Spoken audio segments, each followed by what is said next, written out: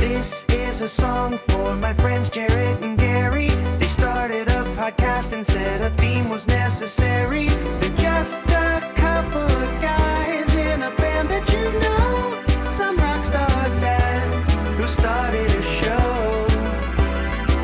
So here's the next episode. Welcome to the Rockstar Dad Show. My name is Jaret. Gary's here, and I just found myself singing some Dr. Dre before we started. As you do, you know. I'm just over here, just like, well, it's actually, I was singing Dr. Dre's part on Eminem.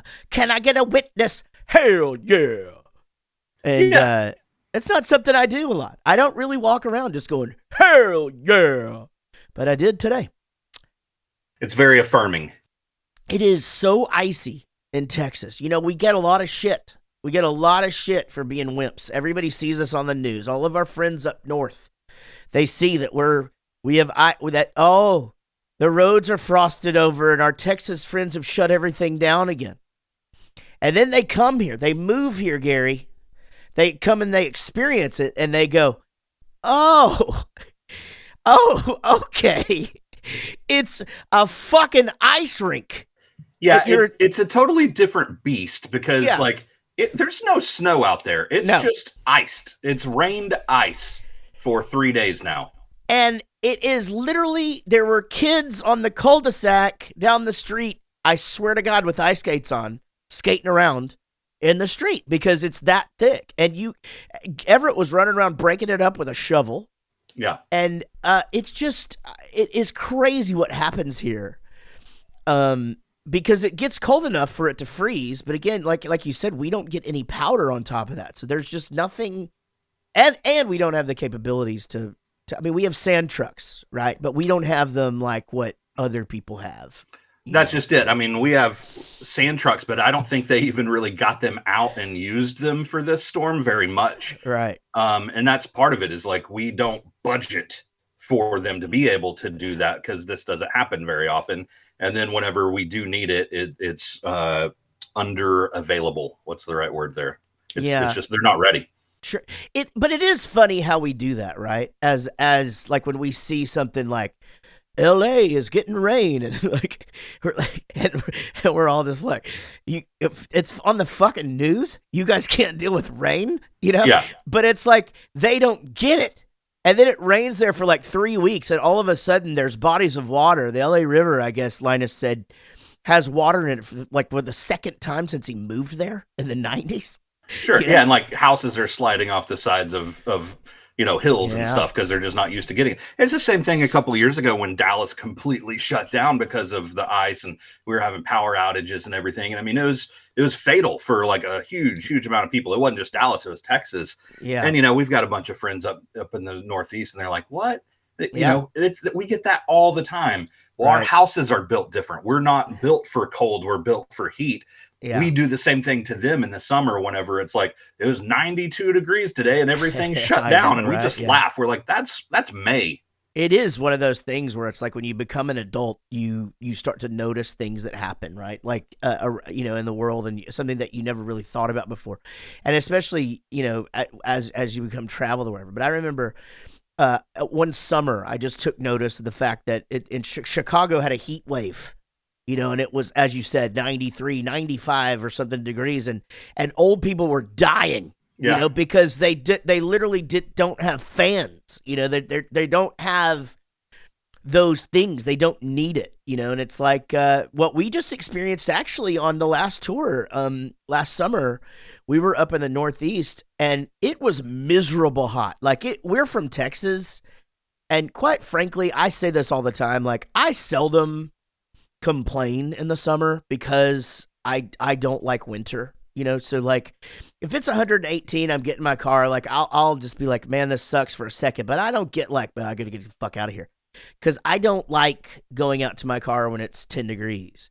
But it was hot up in the Northeast while we were on that tour, and we experienced this in reverse. They don't have the capacity. We're going into the place, they're just like, Dave would come to the bus and be like, guys, the dressing room is not air conditioned. And it's like, fucking what? Yeah, they just don't need it. you know, which sounds very UK, right? Like that's the big thing there. Like, well, we don't have aircon, we don't need it, and it's like, yeah, just get it because you can, you know. Like, the other thing is, being hot sucks, you know, and if you're cold, you just wrap up. See, I'm 100% in the camp of being hot sucks, and that's why. I'm not a complainer. I'm not really complaining about the heat in the summer, but I don't complain about the winter cold because put on another jacket, whatever. We don't get it that much. I'm saying I get it if you live in Chicago and you have winter for 6 months, okay, complain. But here in Texas, it's going to last for 4 days. It's going to be 65 degrees. We can go play golf again. Yeah. I'm going to put on a coat. I'm going to suck it up. We enjoy it. Tyler and I love it. Last night at like 11:30 at night, he and I took the dog for a walk, and it was awesome. Yeah. Oh, my God, not me. I have not been outside. I went outside for the first time today since Monday, and we're recording this on a Wednesday afternoon. And I went outside today just to like look at around the pool area or whatever, making sure like everything's okay, whatever. And it's solid ice, and I'm just like, I am 50 years old. I've had 3 knee surgeries. I'm overweight. I don't need to be walking on that, like, I'm like, I hope nothing happens on the other side of the house. Cause if it does, fuck it. I'm just going to ignore it. Yeah. You'll wait till this weekend when it's 65 degrees and figure exactly. It out. Yeah. Right.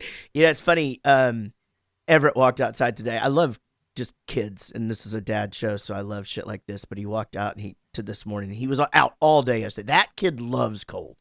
I mean, he is built for it. He loves it. He's exactly the opposite of me. He, it gets summer, he's inside. He's like, it's fucking hot out there. But when it gets cold, he just thrives in it. So he was literally out from morning until after dark last night and just having the best life. But he walked out there today in his pajamas just to go check it out. And he goes, Dad, there's still ice, but it's leaking everywhere now.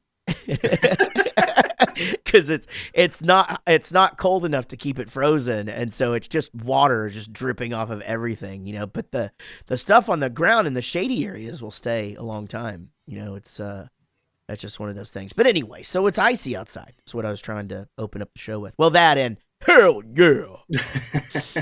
Hell yeah.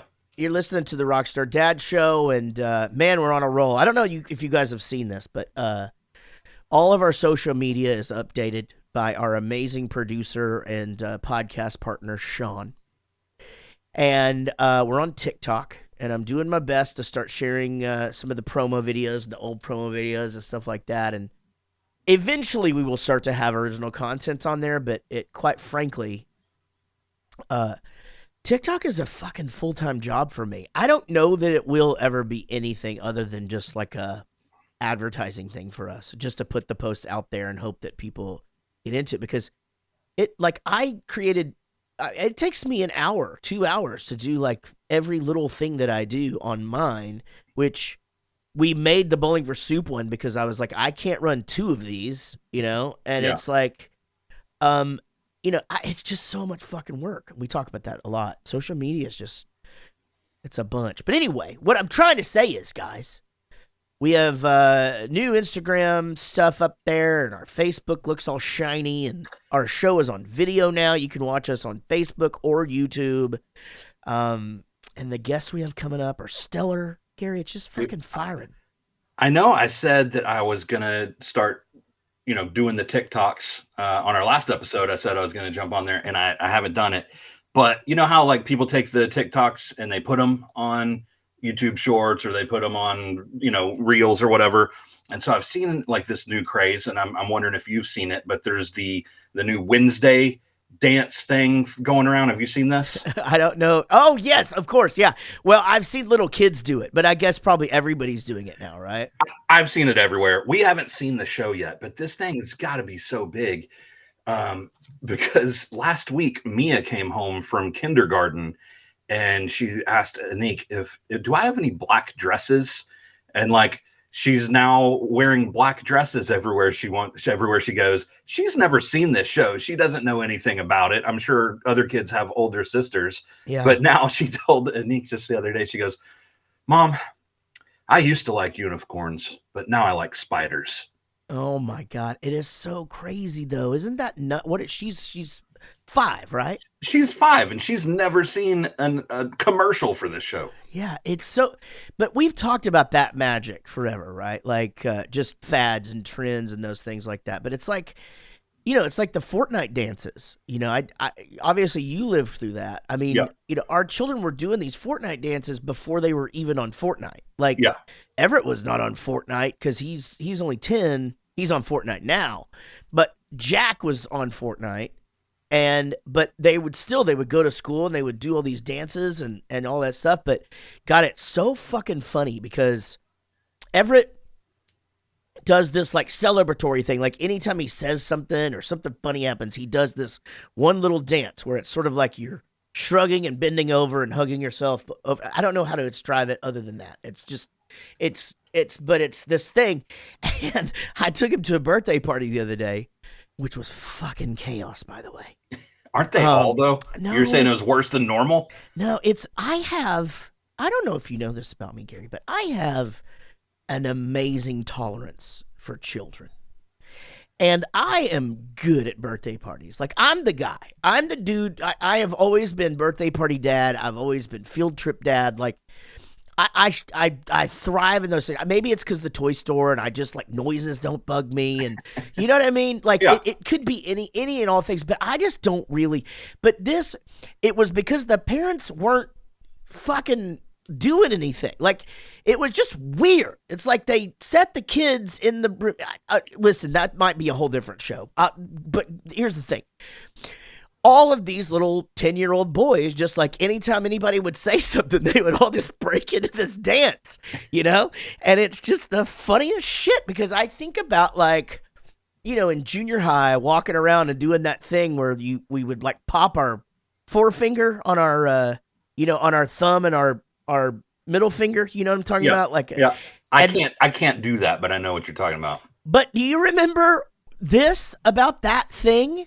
When we toured with Punchline, they were doing it again, and all of a sudden, I'm a 35-year-old man doing the exact same thing that I used to do in the 5th grade. Like, I remember that because it brought all the memories back of me not being able to do it in the 5th grade because everyone on our whole tour was then doing it again. I know. Can you gleek?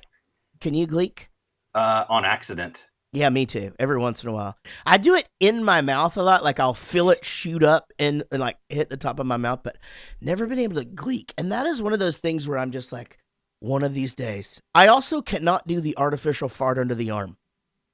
Never been able to do that. Huh. I used to be able to do that. I haven't tried it for about 25 years, so I don't know. Yeah, I know. Now it smells like a man under there, and then your hand just smells, because it doesn't matter if you got BO, DO, whatever under there. You know who's good at that? Who? Rob. Oh, yeah. Rob can do the, what I used to be able to do, you just do it and it's right. I do it real quick. I think he can do the one where like he moves his arm real slowly and it does like a slow fart. I don't understand how. Yeah, he works. Can do that, and I there's people that can like control the pitch. Yeah, and like make it sing the ABCs or whatever. Man, there's talented people out there. Yeah, there are some really talented people. I actually don't remember we discovered this in the pool recently at a Bowling for Soup party. I don't know if you remember, but I never could turn my eyelids inside out, but apparently if I shut my eyes really hard, my eyelids turn inside out. And my wife had been telling me that for a long time. She's like, you're like a fucking lizard. And then I did it, and Chris Burney goes, oh my God. He's like, I've known you for 40 years, and I've never noticed that. But apparently when I close my eyes super tight, my top eyelids turn inside out. Okay, I think either I wasn't at the party yet, had already left, or was in conversation with somebody else because I don't remember that. Yeah. And B, I don't know what the crap you're talking about. Okay, well, I'll show you. I'll show you. Maybe I'll do a TikTok about it, but I don't know. I don't know if I'm gonna from have TikTok time. On over to my email or something. It's so funny because like the thing I need you to do on the TikTok is get on our TikTok and just watch videos. Like you don't even have to make anything, but it's such a funny thing to ask a grown man to do. Listen, the algorithm needs us participating in the app. So I'll get the videos on there, but I just need you to get on there a couple of times a day and cruise around, watch people do shit on TikTok, for the good of the show. That's funny. It's so funny because it's one of those things where I'm a little pissed off about it because my TikTok's doing really well and I get a lot of good compliments about it. And I do spend time. I put work into it and I try but I got on there like 2 years before I really started taking it seriously. And everybody was like, that thing's for kids and blah, blah, blah. And I was just discouraged at every turn.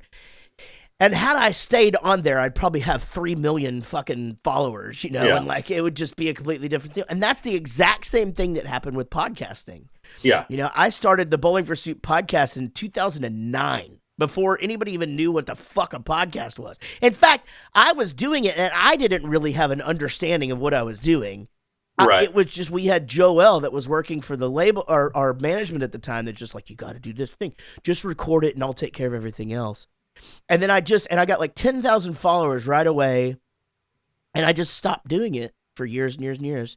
And here we are now. You're having to go on TikTok for this freaking show. To go watch videos of whatever. Well, the good thing is that it's dad stuff, so you could watch cooking or fun dad pranks. Since I haven't been on there, whenever they're short, so whenever a video ends, does it automatically go to the next one, or does it just loop the same video? No, it just like stops, and then you move yourself to the next one or whatever. Like it'll say like watch again or whatever. You have like total control over it. But like the thing is that it is like super addicting because it learns who you are. It's funny. I had like finally managed to have all of the hot older chicks off of my recommended feed in Instagram. Like I hadn't like clicked on any in a while. Yeah. And so it was all just like 80s metal and punk rock and just all this shit whenever I'd go there. And like one day I fucking click on something that I see or whatever. I'm just like, oh, boobs. And I'll look at that. Then I think I probably, went to a couple of more that were like scroll up a couple more. And then like instantly my feed is just like, fuck you. We're back to this again. Just like, son of a bitch. No, I don't want that. I'm trying not to do, I don't want my shit to look like that when my kids get on my phone, Well, I was asking if it like repeats, because I'll do this thing where I turn on YouTube and it's just for noise while I'm doing other stuff. And of course, I put on something I'm interested in, but I'm not paying attention to it. It's just on, right?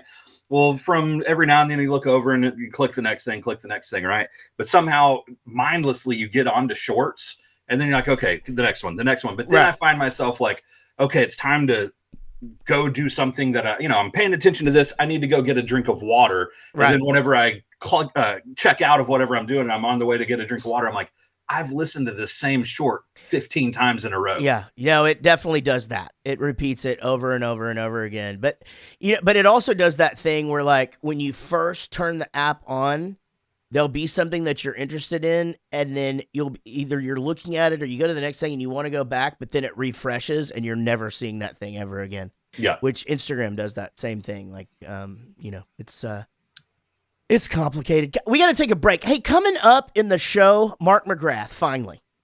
I said that we would get him on when we first started the show, but I was saving him until we were highly successful. Because I was like, man, that's going to be like a big guest. We should wait. And then I just kept forgetting to fucking book him. Well, nothing says highly successful like new graphics and branding. You know what? You're right. It's Mark McGrath time later on in the Rockstar Dad Show. But first, y'all listen to this. We'll be right back. Welcome back to the Rockstar Dad Show. Coming up later in the program, Mark McGrath from the band Sugar Ray. He's also, I think he won Rock and Roll Jeopardy or Music Jeopardy like 3 times. What can't that guy do? I don't know. It's super frustrating, but it's also kind of cool that we know him. But he, God damn, man, that it's gonna be it sucks because we only have him for the last segment of the show, and there's so many things I want to talk to him about because we wore that first Sugar Ray record out. Sure, yeah. It was pretty groundbreaking. There was just a lot of shit going on there that nobody else was doing. Yeah. You know that song, the Mean Machine song? Yeah. Which is killer. Tyler was on a soccer team for a while called Green Machine, and I had him convinced that song was about them. Oh, I love it. I love it so much. Yeah, man, that's like the it's fun when kids are little and you can just, sell them a bag of dumb shit for nothing, right? Like it's like Everett always wanted to hear superhero songs, and so we would listen to Goldfinger Superman all the time because it was like, hey, this song's about Superman, and that was a big one, and then all of a sudden he would like get into other of those songs, but I digress. I convinced Tyler one time he was throwing a fit and he wanted to hear Christmas music, and I didn't have any Christmas music on my phone, and I put on Propagandi's How to Clean Everything at Once, or How to Clean Everything, and I was like, here's some Christmas music for you, and he bought it. And I've thought about this so many times, like someday he's going to be 20 years old and off on his own and hear that and just get all nostalgic for Christmas. Yeah. He's going to be decorating the tree or whatever. And just like, it'd just be like, by the way, I stole this riff. Yeah. God, what a fucking great album that is, man. I mean, my God, that album is so good. I'll never forget getting that. I got it at CD Trade World in Wichita Falls, Texas, across from the mall. Our friend used to own that. Remember that redheaded guy? What was his name? Yeah.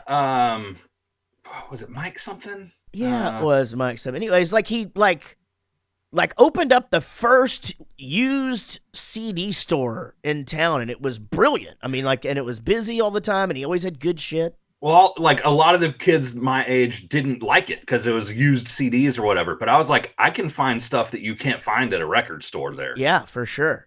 Yeah, it was really weird. Like, it was funny when like hip dudes started working at like the record stores in the mall, because I would have to go there and look every once in a while, because they would all of a sudden you'd open it up the bin and they'd have all Roy for President or whatever. Yeah. I'm like, what the fuck? I actually tried to order this and I couldn't get it, and so, but man, finding shit, that's where like I got like the whole. I got the whole Meat Puppets catalog there because Too High to Die is the best driving record of all time. Yeah, 100%.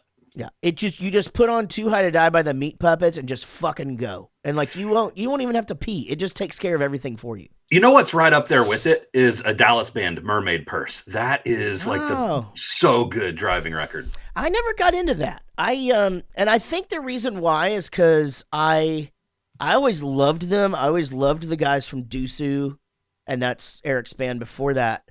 And I just assumed it was kind of like that kind of music, and it's just a little bit on probably the noisy side for me. No, it's not. Okay, but here's what I was going to say, Gary. My newfound thing where I go back and listen to that kind of music that I used to think, like now I listen to Fugazi and I'm like, why didn't I like this? Like at the time, I just was like, I don't know. I just want to listen to the Descendants. Okay, here's the deal. The Mermaid Purse record is nothing like Dusu.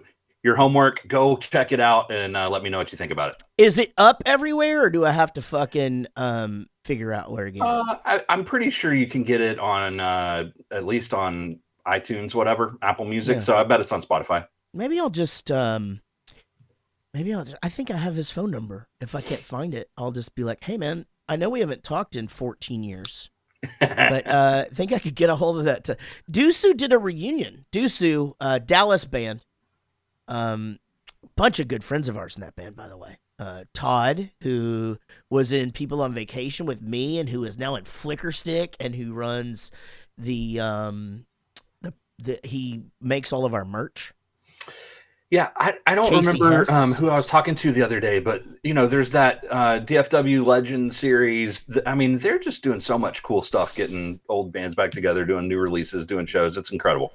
It's cool because there was a time, and nothing against the scene now, I just don't know enough about it, but there was a time in this scene, in this town, where I was just like, and it showed too, because everybody was getting record deals, right? Yeah. But there was a time where I was like, there's not a fucking better music scene than exists. Like, every band is so goddamn good. Sure. And, like, it didn't matter, like, what club you went into. Those are the things that I miss about going to see bands for discovery. Like, just going, you would just be like, I'm going to go see a band tonight. Oh, who are you going to see? I don't know. I'm just going to go down to Deep Ellum and just walk in a couple of bars and see what I see. And, unfortunately, that's one of the things that the internet has done to us. I preach this to kids all the time. Not kids, but young bands on Music Networking 101, which, by the way, you can go check that out if you're an up-and-coming musician or just someone who wants to learn more about how other people network. Go to Music Networking 101 on Facebook,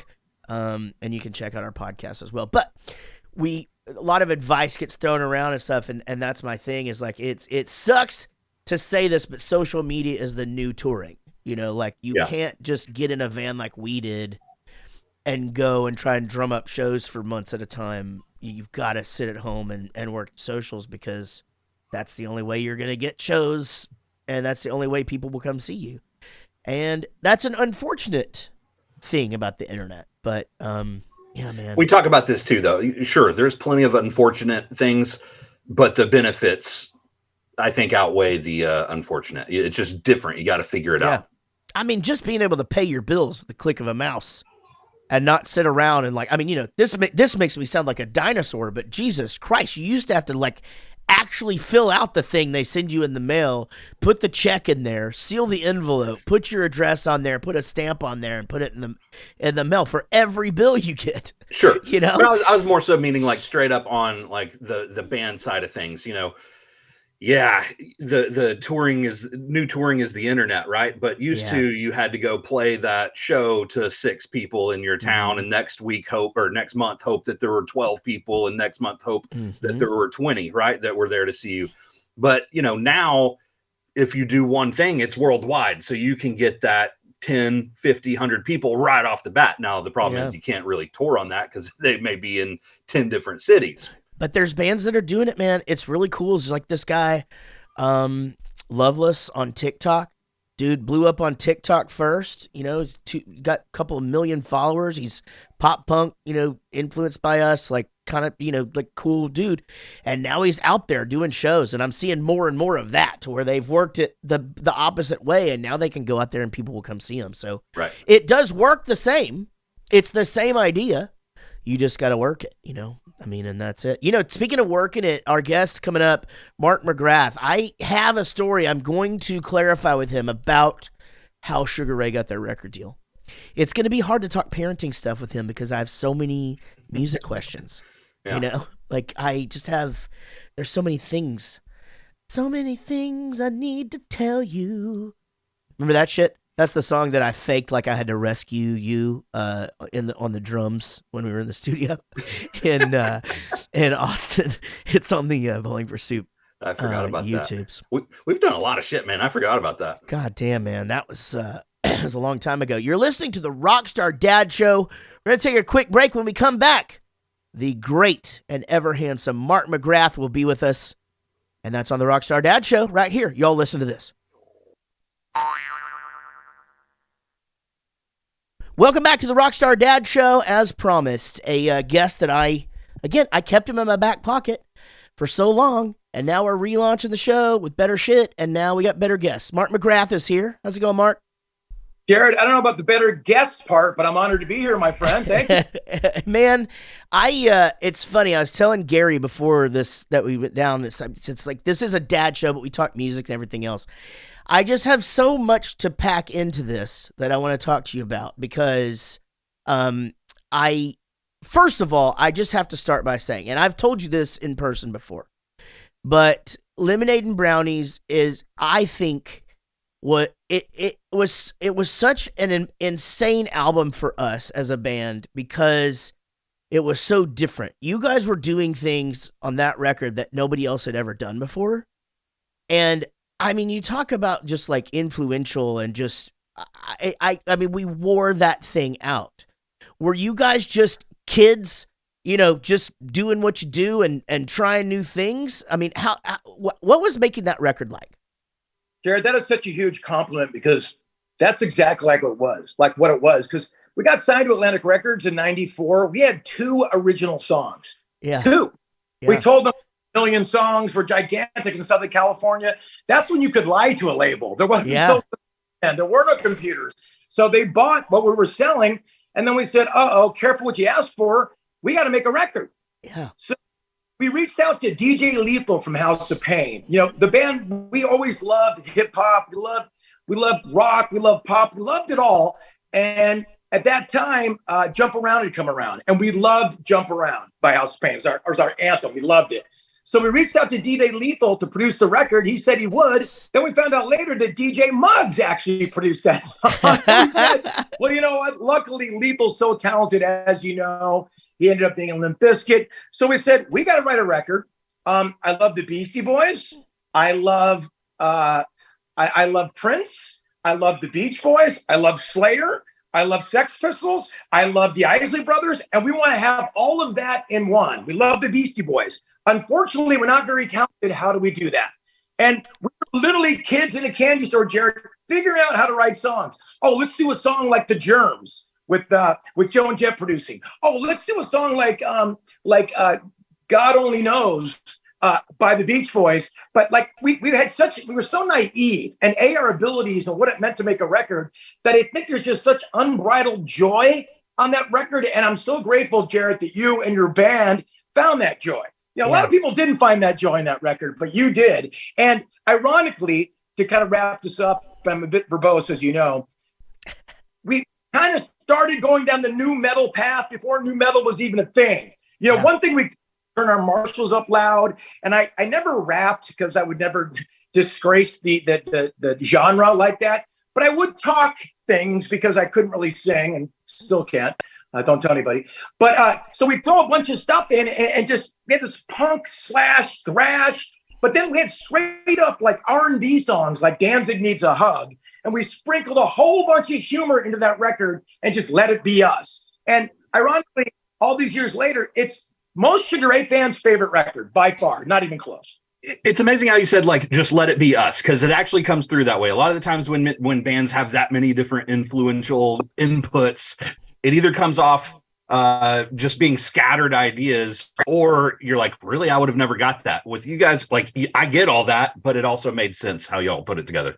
Well, thanks, bro. And it was scattered to a lot of people. I think people like us who love music. I know Bowling for Soup. I know your pedigree. You love it all. You love the Stray Cats. You love UK Subs. You love Dokken, and you love Tufts. But you love Deep Purple, and so do I. We were so excited. We were like a bunch of puppies let loose in a record store and just sprinkling all these ingredients in and trying to find something. I think through that record, it let us tour around the world because, like I said, we caught the beginning of the new metal thing. Korn was out. Rage Against the Machine had just finished touring around the world, and something was happening. You know, the irony, you look at Rage Against the Machine, no one ever calls them a new metal band, but they're the biggest new metal band ever, you know? And so there was something going on in Europe, and we caught that, the beginning of it. But at the same time, going around, touring around the world, we got better as musicians and songwriters, and that eventually led to Fly. Yeah, I mean, and obviously huge. But so first of all, I told you this when we played a show together in LA. But you know, Caboose was such a huge song for us. That was our intro song. That was Bowling for Soup's intro song for probably 10 years. You know, when we came on, and I mean, boy, we wouldn't walk on until you hit that. And God, it was just so amazingly great. But there is a story about you, and about you going to Jason Flom's office and with your demo. So I guess maybe it was of the two songs. And is it true that you basically were like, I've got nothing else. If you don't sign us, I'm just going to kill myself? Yeah, well, yeah. It's almost, there's two different stories there. Caboose, what we did with Caboose, the song you're talking about, that used as an intro, and I'm so honored, both you guys, you have no idea how honored I am that sonic quality spoke to your band, to be an intro to it. You know, I know what an intro is, man. You want to get the crowd hyped, so that's amazing. We made a video to that song by my best friend in the world, still is to this day, Mick G, who did all the videos you saw in the 90s. He did Smash Mouth, Offspring. I can't believe he didn't get you guys, but he did all of our big videos. And so we were lucky that he was a budding video director, and he was able to capture all our fun in one video with Caboose. And we put that in a pizza box. We sent it to everybody and their mother around the world. Atlantic found it, looked at it, and Doug Morris, who was the president of Atlantic at the time, said, I don't know what this is. And mind you guys, this was during the heyday of grunge. Everybody was angry, scratching their arms, looking at their feet. There was no joy in that music. Killer music. I love it all, but it wasn't what we did, and it wasn't of the times. But Doug Morris saw the video and said, I don't know what this is. I don't know if this is a hit, but this band is why I got into music. Sign them. It literally happened like that. So then we made a record, which was Lemonade and Brownies. And Doug, Jason Flom, who was working in cahoots, he was a big executive at the time at Atlantic Records. He said, listen, man, I heard the record. I don't think there's any singles. That's it. So I flew to New York by myself, robbed Peter to pay Paul. He had no money. Showed up by myself. I went into his office. I go, I will sell this record. I will make it happen. I will literally kill myself if you don't put this record out. Or if you do, I will kill myself making it happen. And Jason knew I was not kidding. I'm not normal. I am not a normal. Luckily, Jason took me as a real threat and put the record out. Now, it didn't go gold. It didn't do platinum or numbers like that, but it did enough for to let them make us the second record. And we also were on Howard Stern at that time. We had so many lucky serendipitous events happen.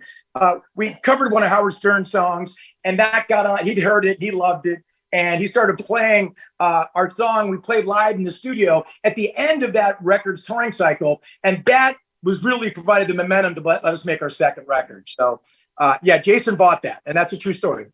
And thank God that second record happened because, just so many amazing songs and you guys crossing into the pop world and literally just owning the MTV airways, this is a dad show. And so I do have to ask, obviously let's talk about being a dad. We actually were playing that show together. It was a big night for me because we were finally playing a show together that wasn't a radio fest. So I actually got time to sit and talk to you and you guys started playing 2 Minutes to Midnight by Iron Maiden on stage, and I got up and started singing it, and you guys, I guess, were only going to do part of it, but I knew the whole thing, and you're like looking back at the guys like, what do we do? And your DJ was like, just keep going, he knows the whole thing. And but if you remember, you had to leave right after the show because your girls were about to be born. Yeah, that's true. My wife was pregnant then. And I regret we didn't get to hang longer. And I also regret we haven't played together since, Jared. We're going to have to change that. I'm not happy with that, but we'll get back to that. But yeah, my wife was completely pregnant at that time with our twins. I have a boy and a girl. They're 12 years old now. And it's the greatest joy of my life. I know it's cliched and all those things, but if you have kids and all the cliches don't ring true and you're parenting, you're doing it wrong, man. I mean, I was late having kids. I was 42 when my kids were born, and I wasn't getting pressure from my mom and dad to have kids. I come from a long line of angry, single Irish people who wouldn't care if I had kids or not. You know what I mean? So I was on the precipice of not having kids. My wife, who I'm with now, is like, I'm going to leave you if we don't try. And I'm like, oh, I really love you. And the thought of her having kids with someone else made me throw up. And I went, okay, let's see. And I've been with her for a long time. So thank God she convinced me to do that. These kids are so wonderful. I'm involved with them every day, Jared. I'm gone so much as you guys are. So when I'm home, I'm home. I don't golf with the bros. I don't go to bars and, do all that stuff. I am picking kids up, I'm taking them to school. I'm going to their recitals. I'm coaching their teams, whatever it is. And I love it. And I think one thing is that we are lucky. Our dreams have come true in your life. And that's incredible. But I was sitting on top of the Hollywood Hills about 12 years ago going, is that it? You know what I mean? And opening for Kiss, opening for the Rolling Stones, platinum records, money, cars, everything I ever wanted, right? Kind of. The journey was over. Once you have kids again, the journey never ends. I mean, God willing, I'm going to be a grandparent someday. So it's such a beautiful thing. I couldn't love it more. I'm grateful it happened to me when I was a little older because I used to pay people to take care of me in my 20s and 30s. I was in no position to take care of anybody. So it just worked out fine. I think you hit so many nails on the head right there. But what's the emotional roller coaster of going from, I don't know if I'm going to have kids to, hey, now twins are on the way. I'm going to have two real quick. Dude, it was so gnarly because I was on the road and I came home to the appointment with my wife. And we'd had difficulties getting pregnant. She did, I did. It was very difficult. We actually had to go through the IVF route, which is in vitro, which I highly recommend for something, if I couldn't have kids, naturally, I mean, it was a big blessing for us. So we went home. I was on the road. I flew home to take my wife, my then girlfriend, to the appointment. And I was ready to console her, going, "Oh, I'm sorry, honey, it didn't work. I guess kids aren't going to be in it for us." And I just was ready to have that whole rap and just, comfort her because, it's an emotional thing to go through, as we all know. So we go there and they put the jelly on her and they're looking at the thing and they go, "Oh my gosh, congratulations, you're going to be a parent." I'm like, "What? I don't have a rap for this. I was doing the constellation rap. What are you talking about?" And, "Oh, wait a minute. Oh, there's another you're having twins."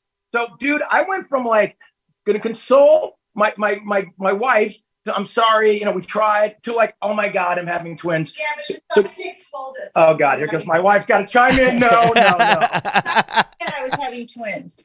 You want In and Out? No, I'm okay, honey. So the psychic, my wife, she just told the psychic, because we're all crazy in this household. Right. She was having twins. She actually did remind me that in the 90s she would go to psychics because she does her thing, and they said you're gonna have twins someday. So it did come true in retrospect. But yeah, it just changed my world overnight. I remember calling my parents and they were freaked out. They're like, "What? You?" Yeah. They had no faith in me as a parent, and just luckily it's worked out well. And I see my daughter who's coming from school right now. It's just a joy, She's a smile on her face. It's the best, but it's been tough. And I like to say twins is kind of in stereo. The joys in stereo and the nightmares in stereo. So you get it from all worlds. And that's what the spectrum is so extreme. When there's extreme joy, it's extreme. But when it's tough, it's tough. And for me, I'm not afraid to say it's hard. It's hard sometimes being a parent. It's super hard. And I thought having babies was hard. But I'm going into the teen years with these kids. That euphoria, Southern California, teen years out here. So it is scary, man. I'm just trying to raise some good people and to let it go from there. That's all you can really do, is you want to raise good human beings. You want to raise happy human beings, I love that we just got such a real moment from you. It's like, "Hey, and I went to the psychic. They told us we were having twins. Do you want In and Out or or not?" I love it so much, man. Yeah, but you're so. I'm raised on fast food, so I'm not afraid to share with my children.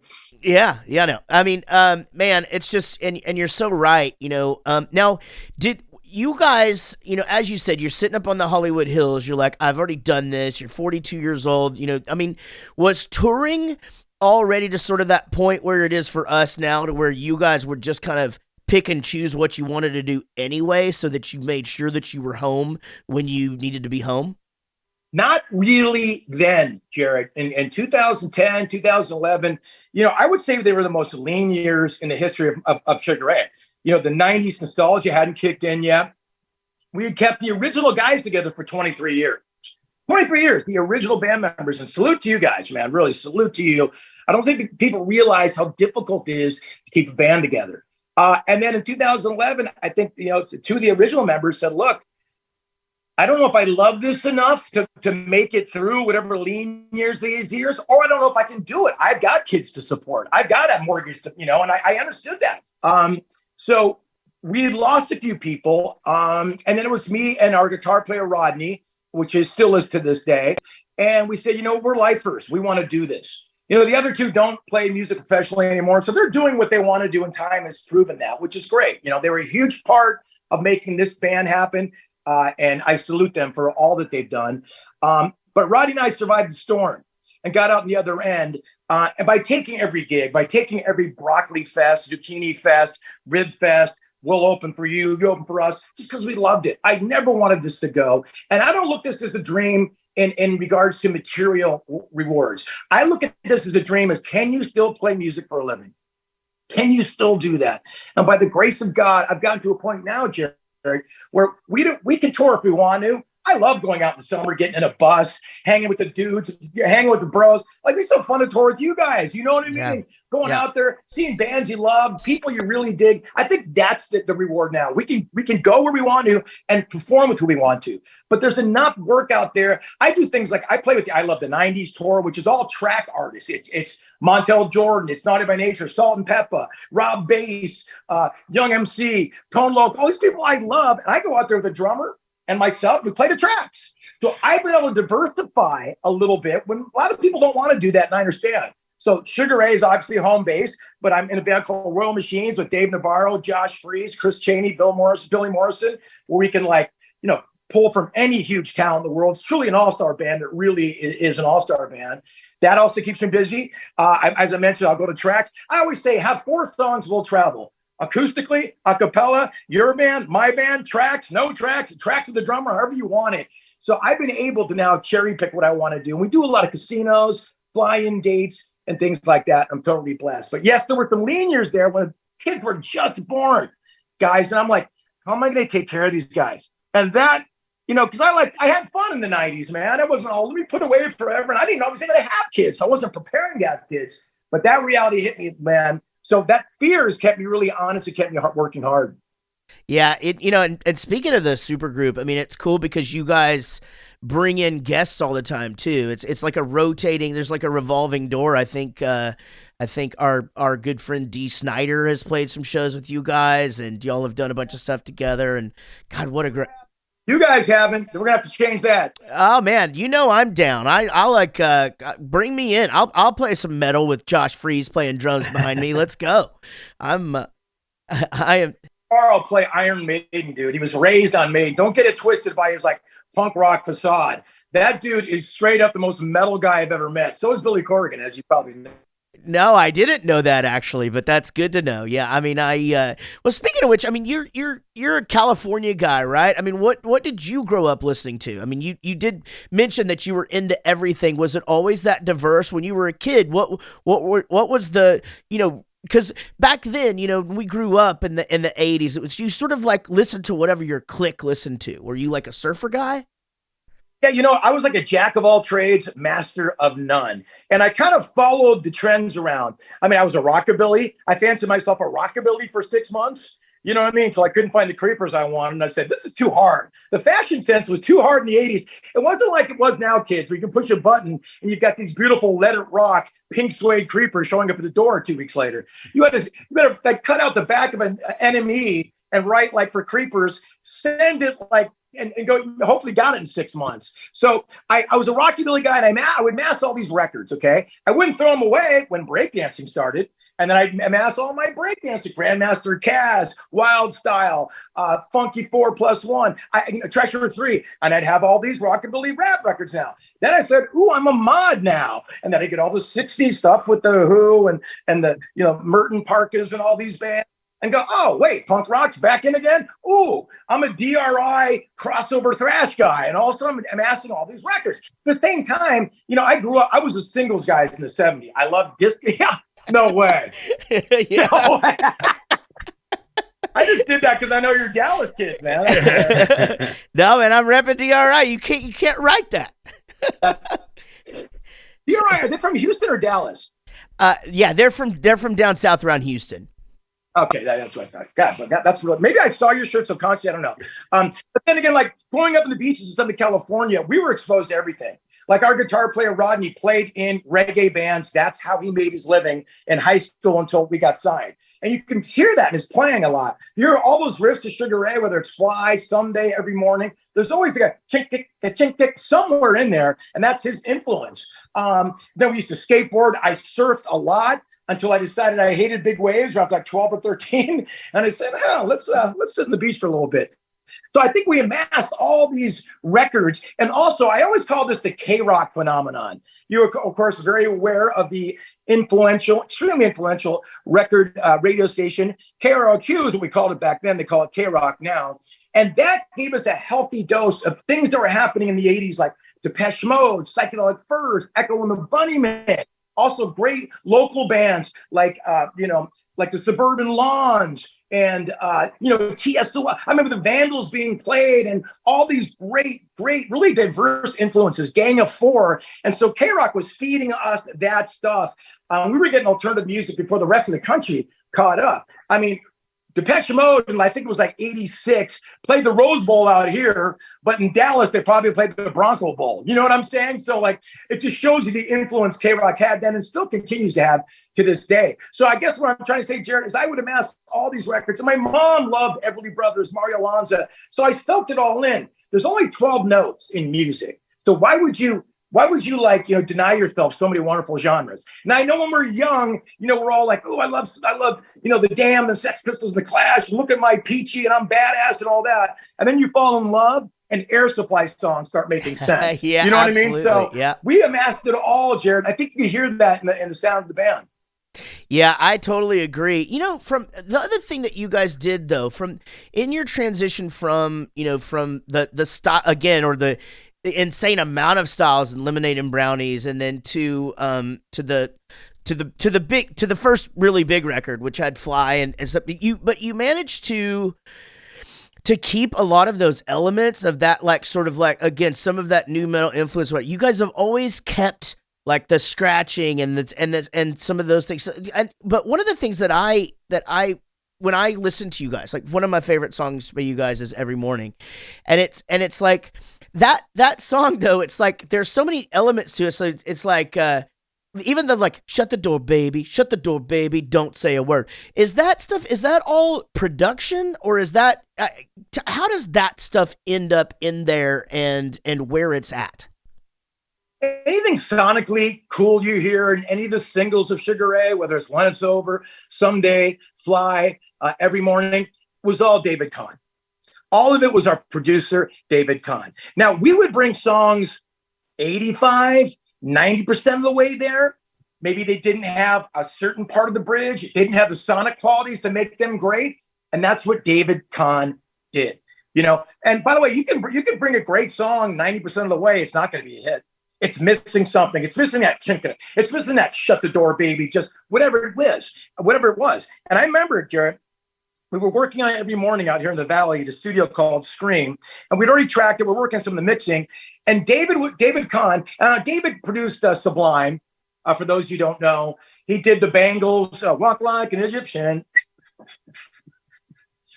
So I remember we're sitting there in the studio, and we had the success of Fly, nothing else. That was the anomaly on that record floor. And he was sitting there on the couch just listening to a certain part of Every Morning over and over. It's going, Unca, Unca. It was almost like the record was skipping, and he just sat there.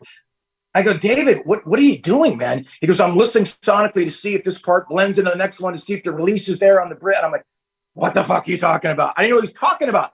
I go, bro, I think it's a hit right now, man. I don't want to mess with this anymore. And he looked at me like he was offended, and he goes, do you want a hit or do you want a classic? And I went, oh, I know my role, because this man has a scientific approach to music, and I'll be damned if Every Morning didn't become a classic, And I can say that not to big up myself, but there's a bunch of hands on that. You know what I mean? All of us got involved a little bit in the songwriting, but David Kahn was the sonic masterpiece that we needed, man. And he didn't work for every other band. He was a militant guy. He got in and told you what you were going to do. And we needed that because, as you mentioned, Jaret, Greg did too, we were scattered. We needed someone to hone in, chop that, nope, arrange that. That's going on. I don't care if that's about your mom. It's going out. You know what I mean? And we really surrendered to that because we had success with Fly. And that's where all those wonderful sonic qualities come from. It's David Kahn. I cannot give him enough credit for what he did for Sugar Ray.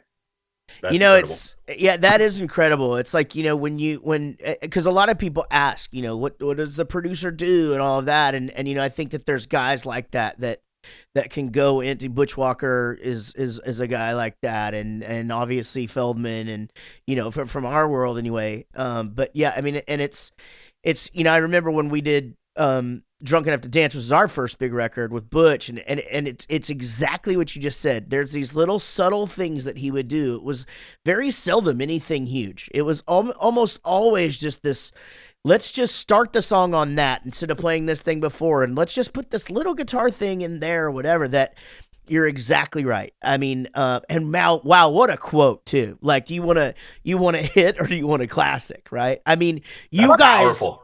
It wasn't, and those little nuances sometimes are the difference between a hit, never mind a classic, a hit or not a hit, or a single or not a single. And I think you mentioned something, Jaret.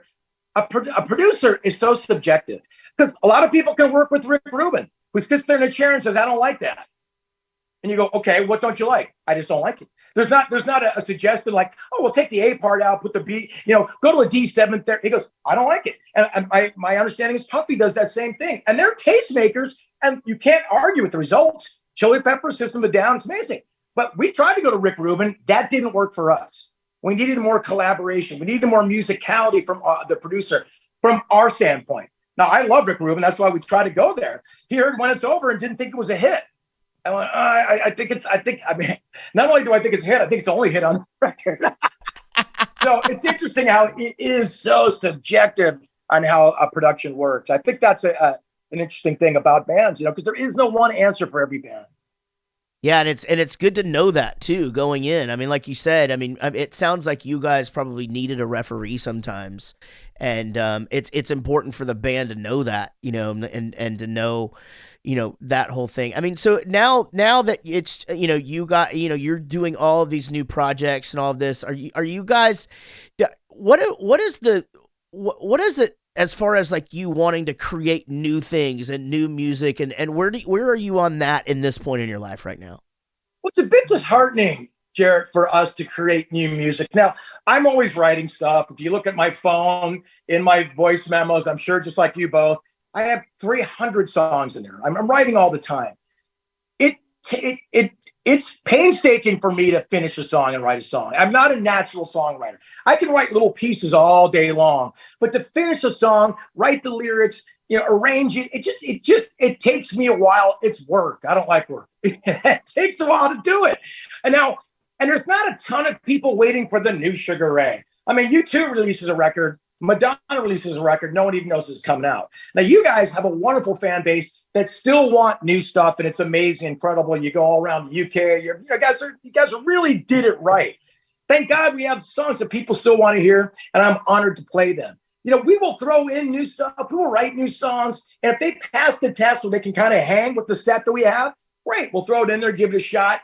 But I don't feel the impetus anymore to write a new record. I just don't, because nobody cares.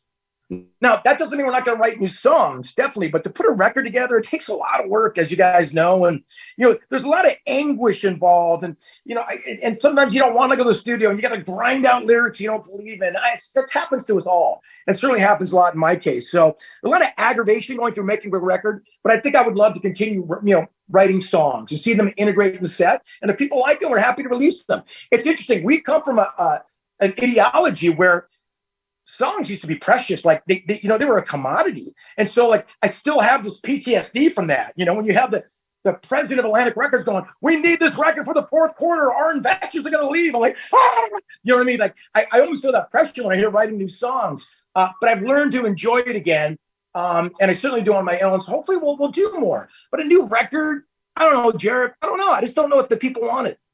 Yeah, I don't know. We thank you for the compliment of our fans, and I think they will agree with that. And we do still do stuff, but it is making an entire record it's just one of those things, because as you say, there's so many songs that don't get any attention, and they all take the same amount of work to do. Back to just parenthood, and I know we only got a few minutes here, but it's funny you said the thing about coaching your picking up and coaching the sports teams and all of that, and we do the same things as dads too, but quite frankly, I'm a recognizable guy, but I am in no way as recognizable as you are. So is it a thing in the community where people are just like, "Oh, it's just Mark," and people just sort of like, and the follow-up question to that is, are you like us? Do your kids just not even really know how cool you actually are?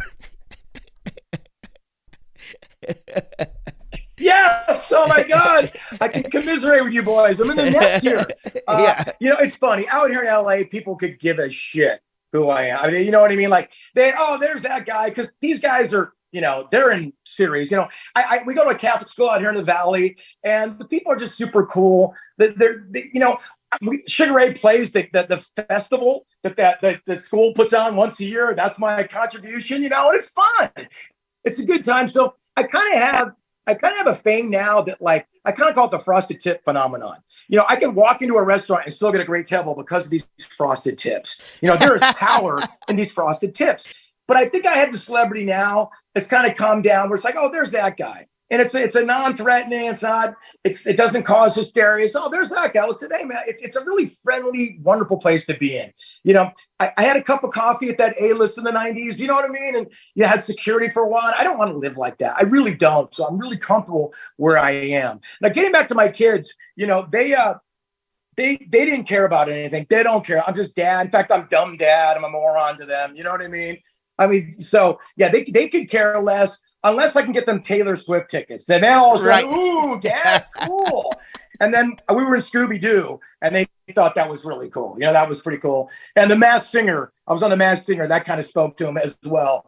So there's little things every now and then they get to do because dad has frosted tips that they see the benefits. But yeah, they could care less. They see me at my worst, Yeah. They see me in my belly hanging out of my robe, and they're like, why does anybody come see you?